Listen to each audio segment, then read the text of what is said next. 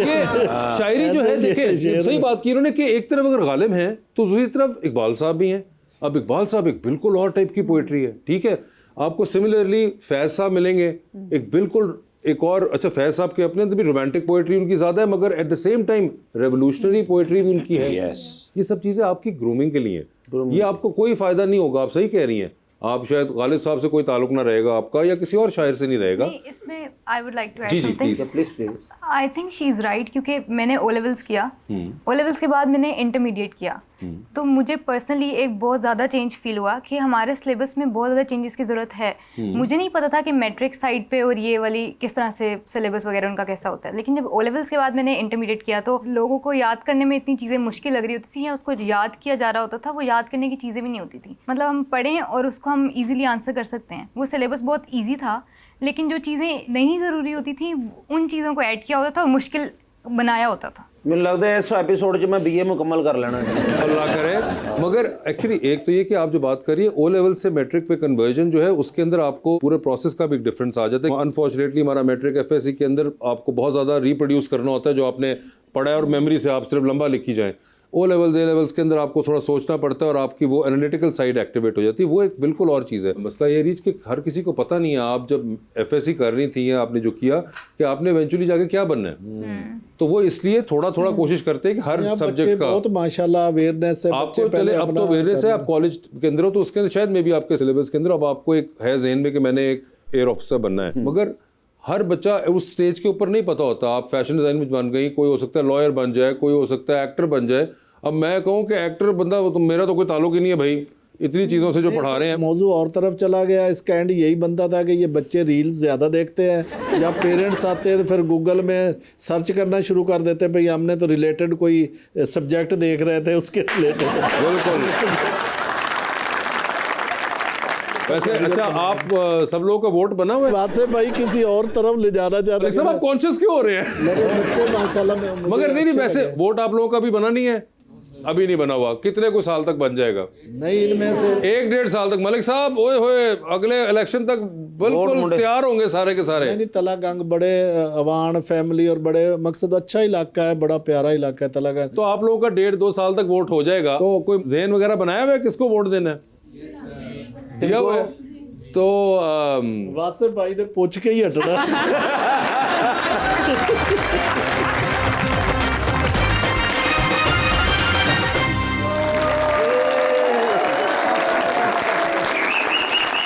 भला कितों आ रहे हैं? मैं क्यों दसा यार, घरों आ रहे हैं ईमान अज एडा परेशान होया। अच्छा 3 दिनों दे विच 5 शादियां दा सीजन चल रहा है ना। एक ते रोज शादी दे उत्ते नवा सूट पा के जाना है, उत्तों सलामियां दे दे के सारी तनख्वाह उत्थे लग गई। ओके हैरान परेशान सारी रात सुता नहीं।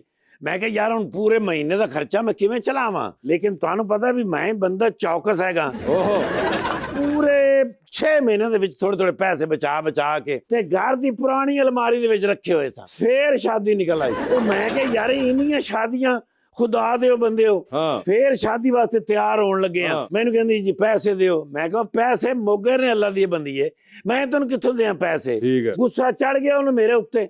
मैनू कहंदी फिर मैं घर दी कोई पुरानी शै वेचां।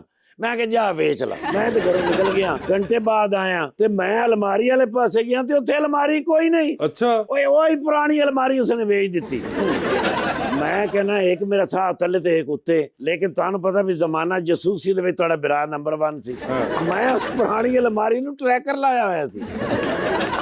कीता फिर मैं ट्रैक, अच्छा लभी फिर मैं जाके अलमारी ते लभ गई। ठीक है। विच पैसे कोई नहीं, 2 लाख रुपये विचों गायब सी। ओके हुण दसो मैं 2 लाख रुपये किहदे कोल मंगा? IMF कोल जावां? ओ माशाल्लाह इकबाल लंगड़ियाल साहब। इकबाल लंगड़ियाल साहब मेरे यार ने तो मैनू याद आ गया ना देख के।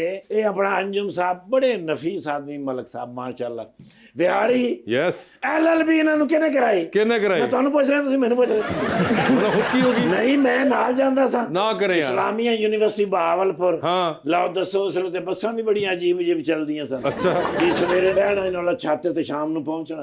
अच्छा जी सर माशाल्लाह। और अपने इलाके दे विच सब तो मशहूर सियासतदान भला केड़े ने? मैं तुहानू पूछ रहा, तुसीं मैनू पूछ रहे। यही ने।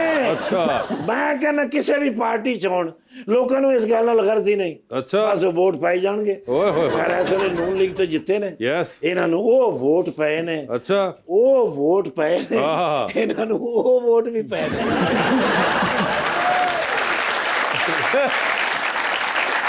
ਸਰ ਦੂਜੀ ਵਾਰੀ ਐਮਪੀ ਹੋਏ ਨੇ ਯੈਸ ਅਗਲੀ ਵਾਰੀ ਐਮਐਨਏ ਹੋਣਗੇ ਅੱਛਾ ਉਸ ਤੋਂ ਬਾਅਦ ਫਿਰ ਪੀਐਮ ਅਰੇ ਯਾਰ ਉਸ ਤੋਂ ਬਾਅਦ ਪ੍ਰੈਜ਼ੀਡੈਂਟ ਅਰੇ ਫਿਰ 97 ਸਾਲ ਜੇਲ੍ਹ ਹੋਏਗੀ ट्रेनिंग वास्ते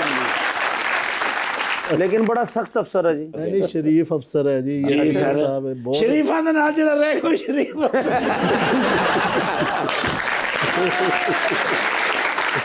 आज तो माशाल्लाह उधर अरीज मलक साहबा जी। ते इधर मलक अंजम साहब यस माशाल्लाह इसलिए टॉप मॉडलों चो एक ना है ना अच्छा। बल्कि इन्हां दा नाम नहीं हैगा हाँ ये ते इन्फ्लुएंसर नहीं है जी बिल्कुल ਉਹਨੂੰ ਕਹੀ ਕੀ ਕਹੀਦਾ इन्फ्लुएंसर ਇਨਫਲੂਐਂਸਰ ਹੈਗੇ ਨੇ ਮਾਸ਼ਾਅੱਲਾ ਮੈਂ ਬਾਈ ਨਾਲ ਇੱਕ ਫੋਟੋ ਲੈਣੀ ਹੈ Please। ਤੇ ਆਪਣਾ ਮਲਕ ਇਕਬਾਲ ਸਾਹਿਬ ਨੂੰ ਮੈਂ ਭੇਜਾਂਗਾ ਲੰਗੜਿਆਲ ਸਾਹਿਬ ਨੂੰ ਵੀ ਤੁਹਾਡੇ ਦੋਸਤ ਆਏ ਸਾਡੇ ਕੋਲ ਹੈਗੇ ਨੇ मलक साहब तो अगले जान चले गए मैनू ना भेज ਸ਼ਾਇਦ ਫੇਸਬੁੱਕ ਤੇ ਮੈਨੂੰ नहीं ਫੋਲੋ बस ਕਰਦੇ भाई ये ज्यादा वो नहीं है कोई फेक अकाउंट होगा ਥੈਂਕ ਯੂ ये बड़े प्यारे हैं जी हमारे ਮੈਂ ਕਹਿੰਦਾ ਯਾ ਵੀ ਸੈਲਫੀ ਵਿਦ ਯੂ ਮਾਸ਼ਾਅੱਲਾ ਤੇ ਸਰ ਜੀ ਕੋਈ ਖਿਦਮਤ ਹੋਵੇ ਇਹ ਬਾਹਰ ਡਾਲਾ ਖਲੋਤਾ ਹੈ ਸਰ ਜਿਸ ਲਈ ਕਹੋਗੇ ਜਨਾਬ ਤੁਹਾਨੂੰ ਐਮਪੀ ਹੌਸਟਲ ਪਹੁੰਚਾ ਦੇਵਾਂਗੇ ਠੀਕ ਹੈ ਇਨਸ਼ਾਅੱਲਾ ਪੂਰੇ ਪ੍ਰੋਟੋਕੋਲ ਦੇ ਨਾਲ ਤੇ ਸਰ ਜੀ सर इजाजत है आओ सर आपको अच्छा आ जाए। जी जी बिल्कुल है